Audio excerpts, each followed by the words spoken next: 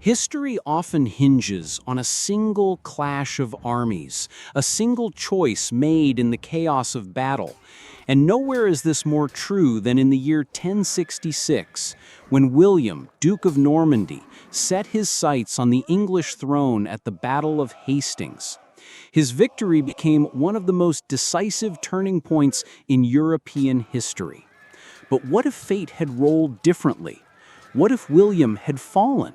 What if Harold Godwinson had remained king and England had never known the Norman conquest?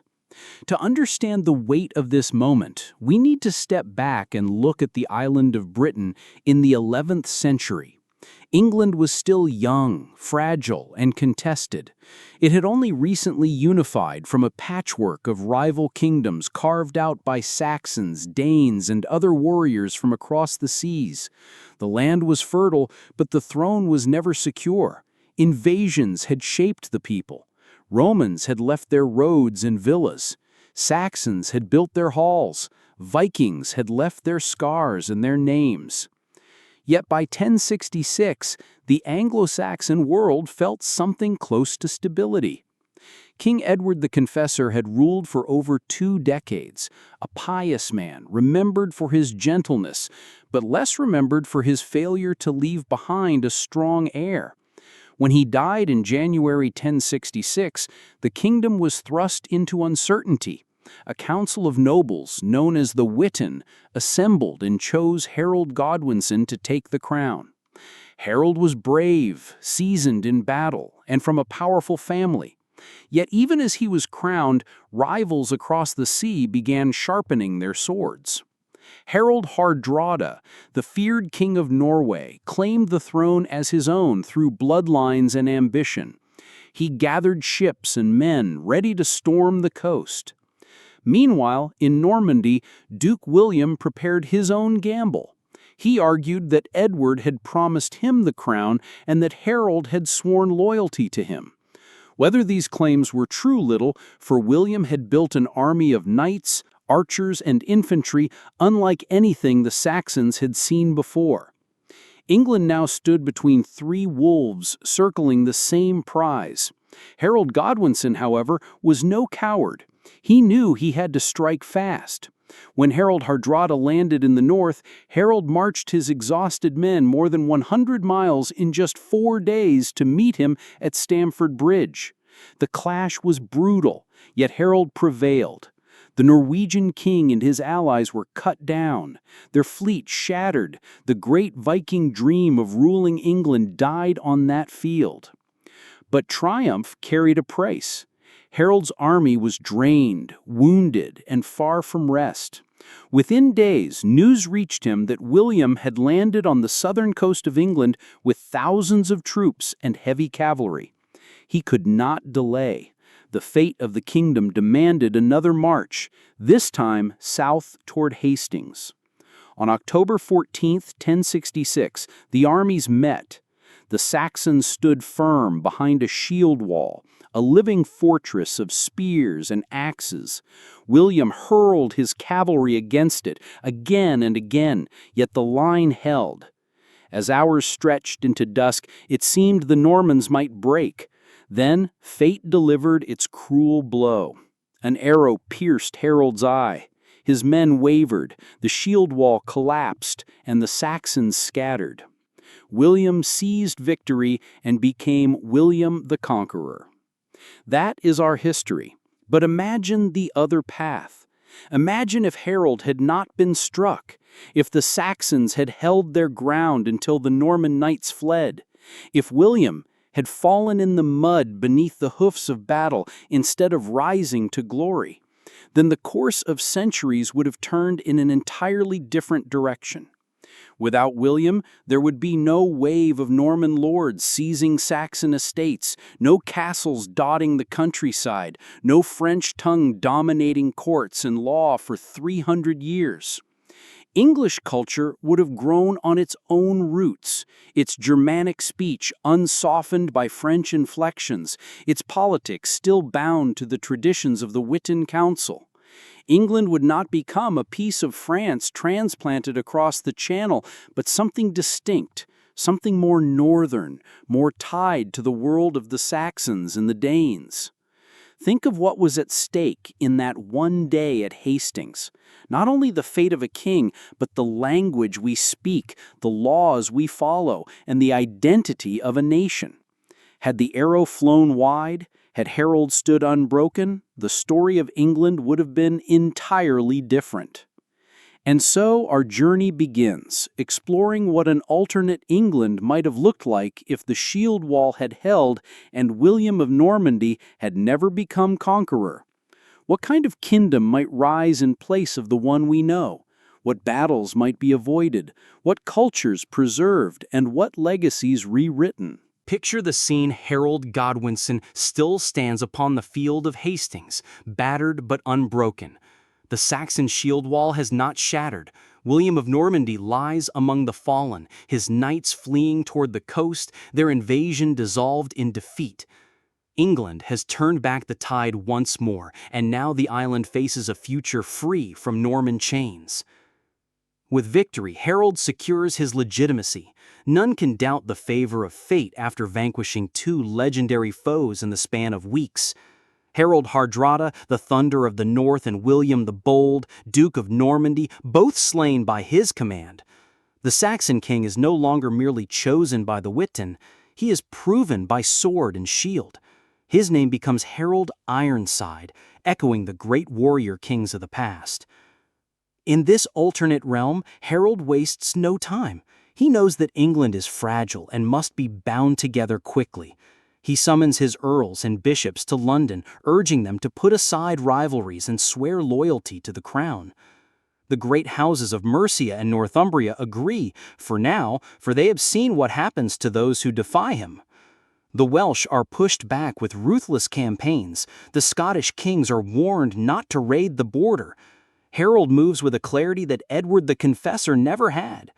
The throne will not be left to chance again. Yet the most striking difference in this England lies in its politics. The Witan remains strong. Unlike the Norman path where monarchy grows absolute, Harold respects the council that raised him to kingship. The nobles keep their voice in choosing rulers. Future succession wars may still rage, but they will rage around an English tradition, not swept aside by foreign law. It is a fragile balance, but one that binds king and lords more closely than the centralized feudalism William would have imposed. Culturally, the Saxon order endures without Norman lords replacing English. The language of court remains Old English, with its Germanic rhythms and strange letters. The poetry of Beowulf and the chronicles of monks continue to shape the voice of the nation. French does not pour into the vocabulary. The people do not abandon their old names. Athelred, Edric, Leofin continue to echo through halls and hearths. This England remains northern in its soul. Religion, too, takes a different course. The Pope had blessed William's invasion, and with William dead, the papacy finds itself estranged from England. Harold distrusts Rome. He remembers how the church sponsored his enemy. And though he does not abandon Christianity, he resists reforms that tie his crown to papal authority. Celtic and Germanic customs remain woven into the English church. Rituals are stubbornly local. The island stands a little apart from Europe spiritually as well as politically. The absence of Norman conquest also reshapes the land itself. The great stone castles that came to dominate the countryside are never built. Saxon lords still dwell in wooden halls. Towns remain smaller, more scattered, less rigidly controlled by feudal law.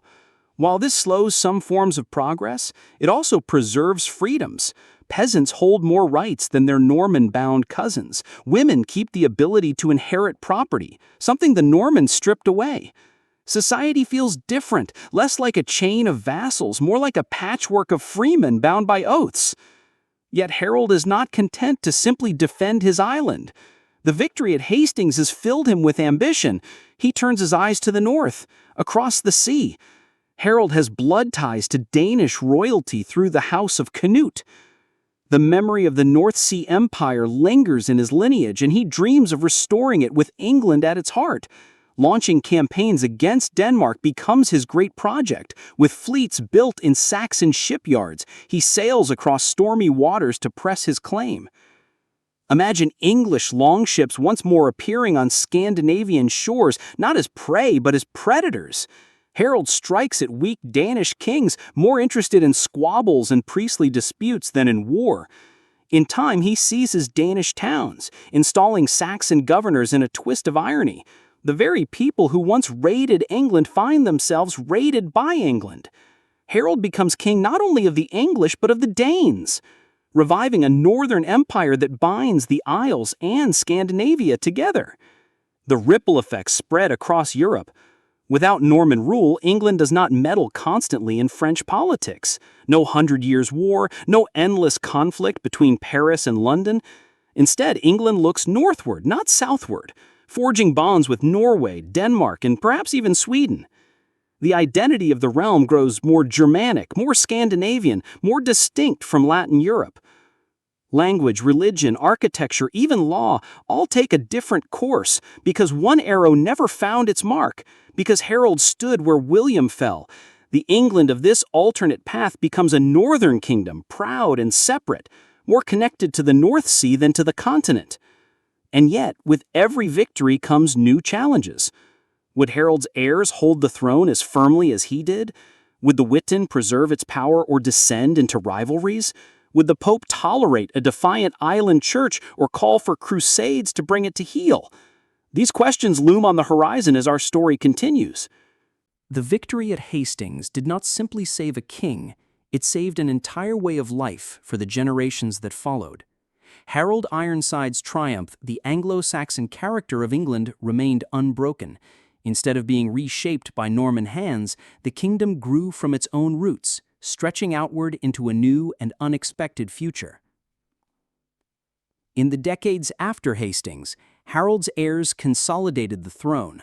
The Witan continued to meet, giving England a voice of nobles and clergy rare among medieval states. Though often messy, this system preserved a measure of balance between crown and council. While elsewhere monarchs tightened their grip, in England consensus still mattered. Rulers were forced to listen, and bargains shaped law rather than decrees alone. Without Norman feudalism, the land looked different. Across the countryside, wooden halls and earthen forts still marked the estates of lords, instead of the looming stone castles that would have cast shadows over every town. Authority was more local, less centralized. Peasants bore fewer chains. They owed service, but not the crushing obligations that Norman lords would have demanded. Some communities even kept elements of free assembly, traditions echoing the old Germanic moots, where commoners voiced their concerns. The culture, too, developed along paths unbroken by French influence. Old English remained the language of court and record. The scribes continued their chronicles in the tongue of their fathers. Literature blossomed not in French verse, but in native song. Monks copied sagas and legends that might otherwise have been lost. Heroes of the North lived on in written form. Tales of Beowulf merged with newer epics recounting Harold's victories and the endurance of his line. As language endured, so did names. The roll call of kings was filled not with Edwards and Henrys, but with Ethelwins and Leofrics, names that sounded harsh to continental ears, yet carried deep meaning to their people. The voice of the English remained distinct, a Germanic tongue alive in a sea of Romance languages. Religion became another dividing line. While still Christian, the Church of England in this timeline remained semi-independent of Rome. The Pope had supported William's invasion, and Harold never forgot this betrayal. His heirs continued to resist papal interference. Monasteries flourished, but they kept traces of older customs, festivals tied to seasonal cycles, blessings of fields and harvests, rituals that Rome called improper, but which endured on the island. This divergence grew over time. At first it was a matter of stubbornness, later it became identity. England was Christian, yet apart. Not quite Catholic, not quite pagan, something uniquely its own. When reformers on the continent pressed for uniformity, English bishops pushed back, refusing to surrender their autonomy. Some scholars suggest this alternate church might have become its own branch centuries earlier, a northern Christianity infused with Saxon and Norse spirit rather than Latin discipline. On the world stage, England pursued its northern path. Harold's campaigns in Denmark left a legacy of entanglement with Scandinavia. His sons and grandsons pressed these ties further, securing influence in Norway through marriage alliances, in Sweden through trade treaties. The North Sea became their lake, a network of kingdoms bound together in kinship and commerce.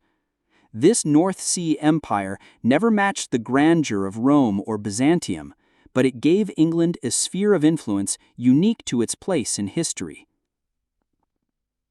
Meanwhile, across the Channel, France followed a different course. Without William's descendants to claim both Normandy and England, the crown of France faced fewer English entanglements.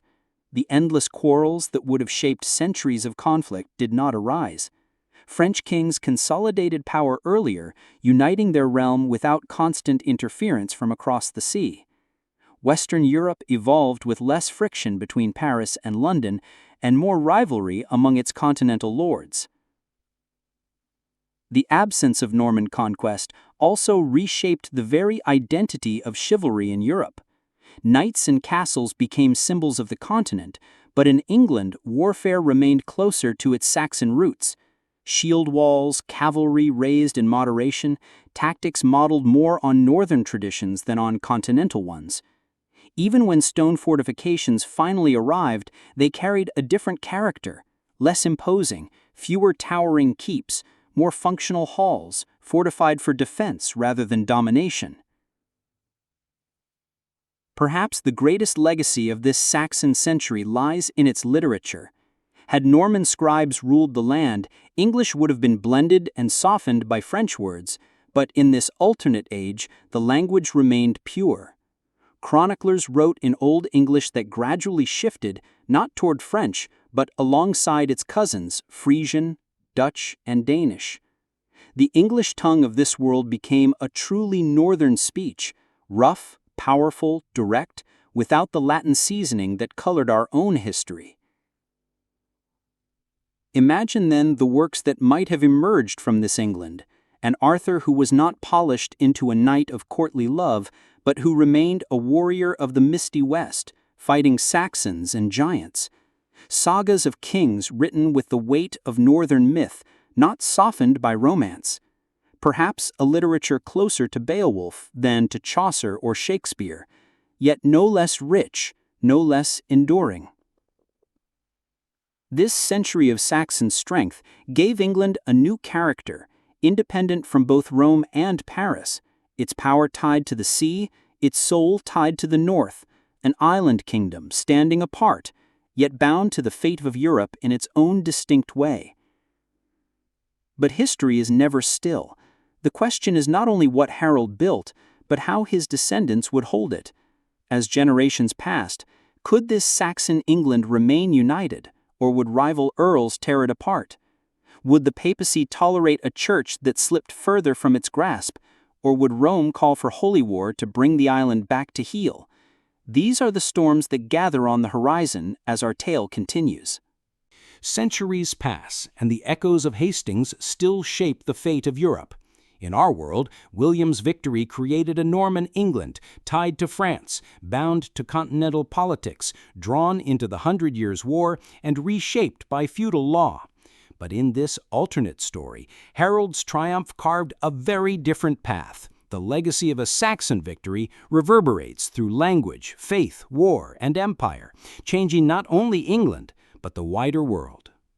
By the 12th century, England has secured its northern empire. Denmark and Norway, tied by blood and treaty. Fleets patrol the North Sea, turning raiding lanes into trade routes. Wealth flows into London, York, and Winchester. Merchants speak a language closer to Frisian or Dutch than to French. The sound of the markets is northern and proud. The Witan endures as a council of lords and bishops, maintaining its influence long after similar assemblies vanish elsewhere. Monarchs cannot simply decree their will. They must bargain with nobles, negotiate with clergy, and recognize the voices of free men. This slow tradition becomes the seed of a very different kind of government, a political culture where kings are strong but never absolute. Centuries before Magna Carta, England already knows limits upon royal authority, not from foreign barons, but from its own ancient customs. Religion grows ever more distinct. The Saxon church continues to walk its own path, blending Christian belief with lingering folk traditions. Harvest festivals, marked with blessings of wheat, midsummer fires lit on hilltops, ceremonies the Pope condemns but cannot erase. Over time, this independence hardens into doctrine. Archbishops of Canterbury and York declare their authority free from Rome. They form a northern patriarchate, answering not to the Vatican, but to God and their own councils. The papacy does not sit idle. Crusades are called to bring the English back into line. But unlike the wars of the Holy Land, these campaigns falter. The sea shields the island. Fleets cannot maintain supplies. English warriors fight with a ferocity learned from centuries of invasion and resistance. The Pope eventually concedes, leaving England to walk its own spiritual road. While Europe remains bound to Latin Catholicism, England becomes the heart of a northern church, one that spreads across Denmark, Norway, and even parts of Scotland and Ireland. Language evolves into something unrecognizable to us, a pure Germanic English, unblended by French. No Shakespeare, no Chaucer, no flood of Latin words. Instead, the literature of this world carries the weight of sagas, chronicles, and heroic lays, more like the Icelandic Eddas than the romances of the continent. Epic poems tell of Harold Ironside, Arthur the warrior, not the knight. Beowulf remains a central pillar of education, and new works in its tradition fill monasteries and halls across the land. The cultural divide between England and France deepens across the centuries.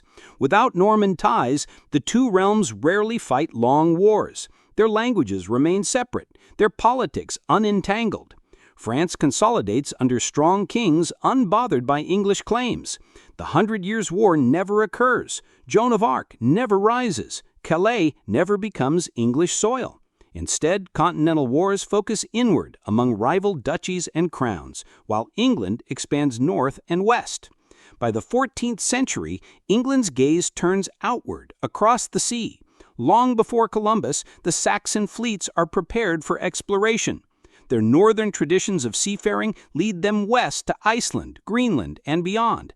Settlements form earlier, more permanent, and when the age of discovery dawns, England is already a step ahead, not as a Norman French power, but as a Saxon seafaring empire. The consequences ripple across the world. America is touched first, not by Spain or France, but by ships flying the dragon banners of Harold's heirs. The colonies that rise speak a harsher, older English, their culture shaped not by Renaissance chivalry, but by Northern pragmatism. Instead of castles and coats of arms, they carry longhouses and shield symbols across the ocean. The Anglo-Saxon spirit spreads in ways history never saw. Europe itself is altered.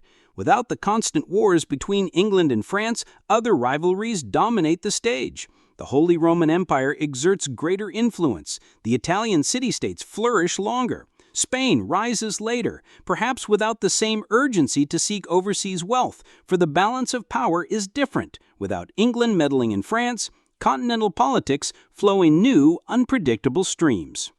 And so we return to that battlefield in Sussex in October 1066, where one arrow determined so much. Had Harold stood, had William fallen, then language, faith, empire, and identity would all have shifted. The England we know would not exist. In its place, a northern kingdom, proud, independent, a realm tied to the sagas of the north instead of the romances of the south. History is a chain of fragile moments. One man slain, one arrow loosed, one wall broken, and the world changes forever. At Hastings, the arrow struck and William conquered. But in another timeline, the arrow missed, Harold endured, and the island remained Saxon in soul. That is the England that might have been.